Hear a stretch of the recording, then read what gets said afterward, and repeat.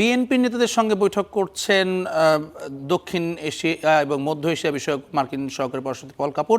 আমরা সে ব্যাপারে সরাসরি জানতে যুক্ত হচ্ছি সহকর্মী জাকারিয়া আহমেদের সঙ্গে। জাকারিয়া, বিএনপি নেতাদের সঙ্গে বৈঠকে বসেছেন ইতোমধ্যেই পল কাপুর। সে ব্যাপারে একটু জানতে চাই, কয়টা নাগাদ শুরু হয়েছে এই বৈঠকটি এবং বৈঠকের কি আলোচনা হবে এটি নিয়ে কোনো আপনারা হেডস আপ পেয়েছেন কিনা, মানে কোন বিষয়গুলো নিয়ে তারা মূলত আলোচনা করবে আজকে?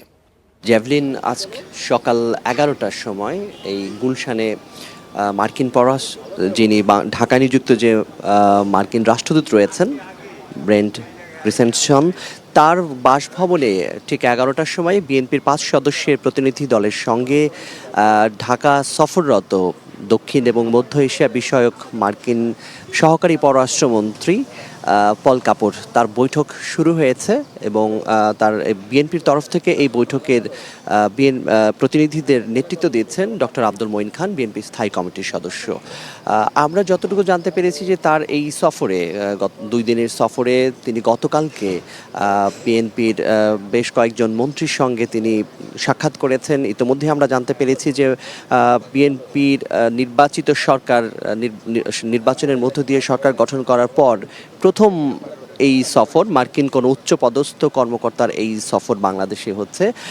ডোনাল্ড লুর পরবর্তী উত্তরসূরি হিসেবে তিনি এসেছেন এবং আমরা যতটুকু জানতে পেরেছি যে যুক্তরাষ্ট্রের সঙ্গে বাংলাদেশের যে দ্বিপাক্ষিক সম্পর্ক রয়েছে, কৌশলগত যে সম্পর্ক রয়েছে, সেই সম্পর্ক কিভাবে আরও জোরদার করা যায় সেই বিষয়গুলো আলোচ্য সূচি হিসেবেই রয়েছে আলোচনার টেবিলে। পাশাপাশি দ্বিপাক্ষিক বাণিজ্য সম্পর্কগুলো থেকে শুরু করে দুদেশের যে অর্থনৈতিক সম্পর্ক কিংবা অর্থনৈতিক উন্নয়ন জোরদার করা, সেই বিষয়গুলো এখানে আলোচিত হবে। পাশাপাশি অন্তর্বর্তীকালীন সরকারের সময় হওয়া বেশ কিছু চুক্তি নিয়েও পর্যালোচনা হবে আজকের এই বৈঠকে, সেটি আমরা জানতে পেরেছি। এর বাইরে একটি নির্বাচিত সরকার ক্ষমতার আসার পর আগামী 12 তারিখে যে একটি সংসদের প্রথম অধিবেশন, সেই সংসদে বিরোধী দলের অবস্থান, সরকারি দলের অবস্থান এবং একটি গণতান্ত্রিক পরিবেশ কিংবা গণতন্ত্রকে সুসংহত করতে দু দলের, সরকারি দল এবং বিরোধী দলের যে ধরনের সম্পর্ক হওয়া উচিত, যে ধরনের ভূমিকা হওয়া উচিত, সেই বিষয়গুলো এখানে এই আলোচনার টেবিলে উঠে আসছে বা আসবে বলে আমরা জানতে পেরেছি। বিএনপির বৈঠকের আগেই জামাতে 5 সদস্যের প্রতিনিধি দল তারা এখানে সাক্ষাৎ করে চলে গেছেন। সেই আলোচনার পরবর্তীতে জামাত ইসলামের নায়েবে আমির সৈয়দ মোহাম্মদ আবদুল্লাহ তাহের তিনি গণমাধ্যমে যেটি বলেছেন যে তাদের তরফ থেকেও বলা হয়েছে বা জানানো হয়েছে বাংলাদেশে একটি গণতান্ত্রিক পরিবেশ তৈরির জন্য এবং সংসদকে একটি প্রাণবন্ত সংসদ হিসেবে গড়ে তোলার জন্য বিরোধী দলের যে ভূমিকা থাকা উচিত তারা সেটি করবেন।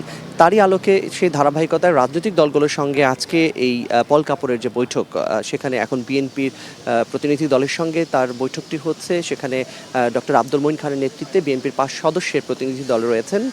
আমরা যতটুকু জানতে পেরেছি হয়তো ঘণ্টা ব্যাপী এই বৈঠক হতে পারে। তারপরেই ডক্টর আব্দুল মঈন খান তিনি বেরিয়ে আসলে গণমাধ্যমের সঙ্গে নিশ্চয়ই তিনিও কথা বলবেন এবং তারপরে আসলে কোন কোন বিষয়গুলো তারা তুলে ধরেছেন, কোন বিষয়গুলো উঠে এসেছে এবং সামগ্রিকভাবে এই বৈঠকের মধ্য দিয়ে গণতান্ত্রিক পরিবেশ তৈরিতে যুক্তরাষ্ট্রের যে ভূমিকা বা অবস্থান বাংলাদেশের পক্ষে, সেটি আমরা জানতে পারবো এবং আমাদের যারা দর্শক রয়েছে তাদেরকেও জানাতে পারবো। উল্লেখ্য যে জাতীয় নাগরিক পার্টি বা এনসিপির সঙ্গে জাকারিয়া, ধন্যবাদ আপনাকে। আমরা পরবর্তীতে আবার আপনার সঙ্গে যুক্ত হব এবং বিস্তারিত জানব।